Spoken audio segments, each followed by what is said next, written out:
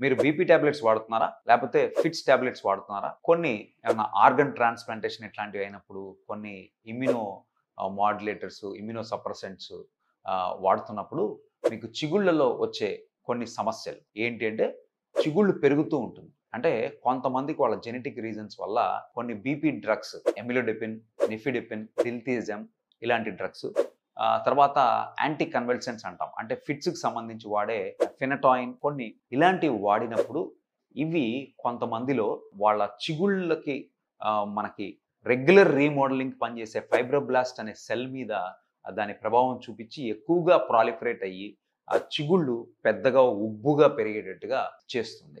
So, కాబట్టి మీరు ఈ రకమైన టాబ్లెట్స్ వాడుతూ మీకేమన్నా చిగుళ్ళలో గనక మార్పు కనపడుతున్నట్టుగా, ఉబ్బుతున్నట్టు గాని, పెరుగుతున్నట్టు గాని అనిపిస్తే ఇమ్మీడియేట్‌గా మీ చిగుళ్ళు స్పెషలిస్ట్ దగ్గరికి కన్సల్ట్ అయ్యి దానికి కావాల్సిన కేర్ తీసుకోండి.